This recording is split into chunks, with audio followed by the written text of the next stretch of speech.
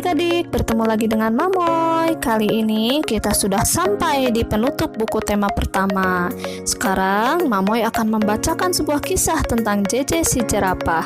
Selain itu, kita juga masih akan memantapkan materi kalimat penolakan, pengamalan sila keempat dan kelima Pancasila, dan juga operasi perhitungan penjumlahan sekaligus pengurangan. Seperti biasa, buku yang digunakan adalah yang ini.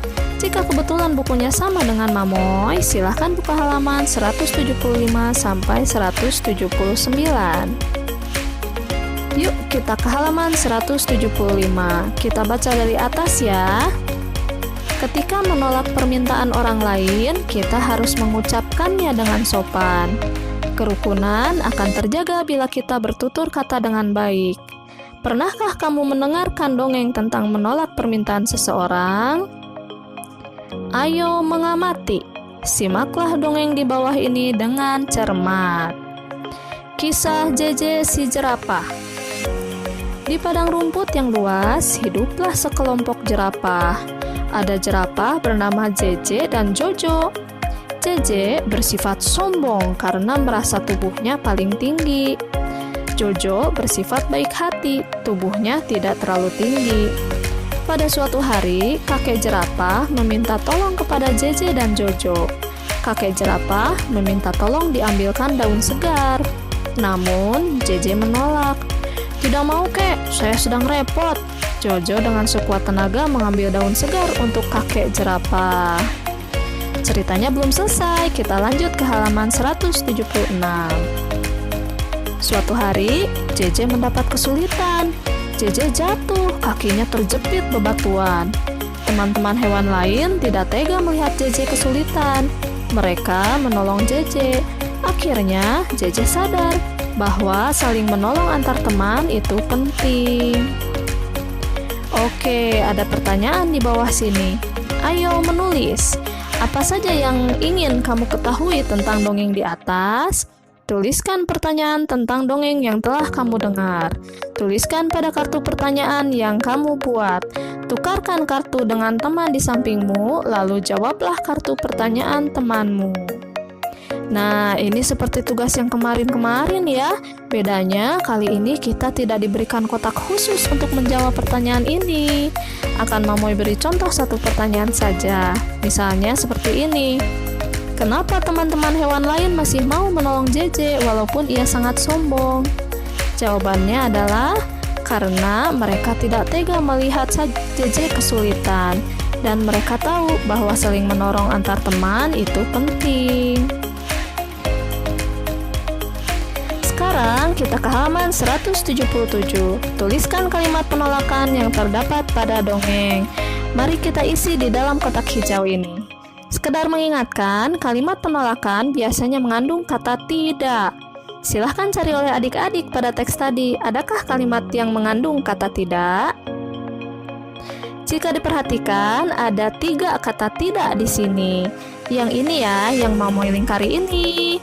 Tapi, 2 di antara yang 3 tadi bukan merupakan kalimat penolakan. Itu hanya sekedar keterangan saja. Yang benar hanya 1, yaitu kalimat yang diapit oleh tanda kutip. Tanda kutip bentuknya seperti ini. Yuk, coba dicari oleh adik-adik kalimat mana yang diapit oleh tanda kutip. Ya, betul, yang ini ya. Tidak mau, kek, saya sedang repot. Itulah kalimat penolakan yang diutarakan oleh JJ. Silahkan salin ke dalam kotak hijau berikut ini. Yuk kita lanjutkan lagi. Dalam dongeng terdapat sikap gotong royong. Selain itu terdapat sikap adil dalam menolong orang lain. Sikap tersebut sesuai dengan pengamalan sila keempat dan kelima Pancasila. Hubungkan gambar pengamalan sila Pancasila dengan sila Pancasila yang sesuai. Oke, di sini bisa kita lihat ada 5 gambar kejadian yang terjadi di masyarakat. Dan ada 2 gambar di tengah ini. Kepala banteng merupakan simbol dari sila keempat, sedangkan padi dan kapas merupakan simbol dari sila kelima Pancasila.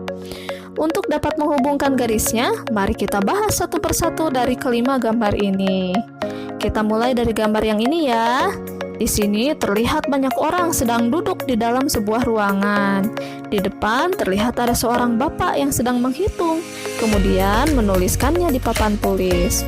Dapat disimpulkan, kegiatan ini adalah masyarakat yang sedang melakukan pemungutan suara untuk suatu kegiatan. Pemungutan suara merupakan salah satu bentuk dari musyawarah, sehingga kegiatan ini merupakan salah satu bentuk dari pengamalan sila keempat Pancasila. Mari kita tarik garisnya ke gambar kepala banteng. Kita lanjutkan ke gambar berikutnya. Di sini terlihat ada seseorang yang memberikan kotak kepada orang yang berada di depannya. Bisa dilihat di belakang terdapat beberapa rumah yang sudah tertimbun tanah sehingga hanya terlihat atapnya saja. Hal ini dapat disimpulkan bahwa beberapa orang ini adalah korban dari bencana alam longsor. Menolong orang yang terkena bencana merupakan pengamalan dari sila kelima Pancasila. Jadi, mari kita tarik garisnya ke gambar padi dan kapas. Lanjut lagi ke gambar selanjutnya. Gambar yang ketiga ini, kita dapat melihat ada beberapa orang sedang duduk membicarakan sesuatu. Sepertinya mereka sedang berdiskusi.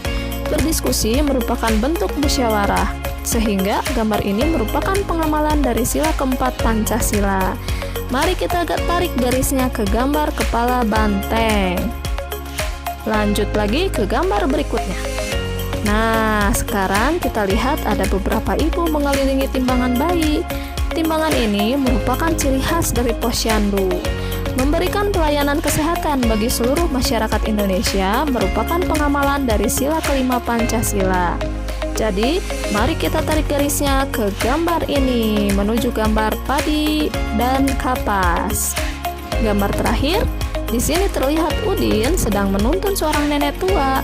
Saling menolong merupakan pengamalan dari sila kelima Pancasila. Mari kita tarik garisnya menuju gambar padi dan kapas. Yuk kita cari contoh lainnya pengamalan sila keempat dan kelima di masyarakat. Kemudian kita tuliskan di dalam tabel yang berada di halaman 178. Sila keempat berhubungan dengan musyawarah dan sifat-sifat yang harus dimiliki seseorang dalam melakukan musyawarah. Jadi, contohnya di dalam masyarakat adalah melakukan pemungutan suara untuk memilih kepala desa. Kemudian, contoh keduanya, berlapang dada ketika calon yang kita dukung tidak terpilih menjadi kepala desa. Sedangkan untuk sila kelima, contoh pengamalannya merupakan sikap-sikap yang menunjukkan bahwa kita memberikan perhatian terhadap lingkungan sosial di sekitar kita. Misalnya, bergotong royong membersihkan got, atau bisa juga membantu pemerintah menyalurkan bantuan bagi masyarakat yang berkekurangan. Oke, sekarang saatnya kita berlatih kembali soal matematika. Kali ini kita harus membuat soal cerita berdasarkan angka-angka yang disebutkan di sini. Misalnya, untuk soal yang satu ini 193 ditambah 117 dikurangi 200. Misalnya, soal ceritanya adalah seperti ini. Udin sedang membuat bendera kecil untuk digantung sebagai hiasan di perayaan Hari Kemerdekaan. Hari pertama, Udin berhasil membuat 193 buah bendera. Hari berikutnya, Udin berhasil membuat 117 bendera lagi. Sebanyak 200 buah bendera sudah berhasil digantung sebagai hiasan. Berapakah sisa bendera yang belum digantung? Nah, sekarang coba kita selesaikan soal tadi. Kita kerjakan dulu penjumlahannya ya. 193 ditambah 117. Seperti biasa, kita mulai dari sebelah kanan. 3 ditambah 7 sama dengan 10. Tahan angka 0 simpan di bawah sini. Sedangkan pindahkan penulisan angka 1 ke atas angka 9. Selanjutnya, hitung ketiga angka yang ada di kolom puluhan. Jumlahnya menjadi 11 ya. Tahan angka 1 dan tetap tuliskan di bawah sini. Sedangkan untuk angka 1 yang di sebelah kiri, pindahkan penulisannya menjadi di atas sini. Kini ada 3 angka di kolom ratusan. Mari kita jumlahkan semuanya. Hasilnya menjadi 3 ya. Jadi 193 ditambah 117 hasilnya adalah 310. Kemudian, kurangi angka 310 ini dengan angka 200. Kita mulai lagi dari sebelah kanan. 0 dikurangi 0 sama dengan 0. Untuk puluhannya, 1 dikurangi 0 sama dengan 1. Kemudian, untuk ratusannya, 3 dikurangi 2 sama dengan 1. Jadi, 310 dikurangi 200 sama dengan 110. Berarti, sisa bendera yang belum digantung oleh Udin sebanyak 110 buah. Oke, masih ada 3 soal lainnya di halaman 178 dan 179. Silahkan dikerjakan oleh adik-adik ya. Jangan lupa, buatlah terlebih dahulu soal ceritanya, kemudian baru selesaikan perhitungannya. Akhirnya, Mamoy ucapkan selamat kepada adik-adik karena sudah berhasil menyelesaikan buku tema 1. Nanti kita bertemu lagi sudah masuk ke buku tema 2 ya. Sampai jumpa lagi.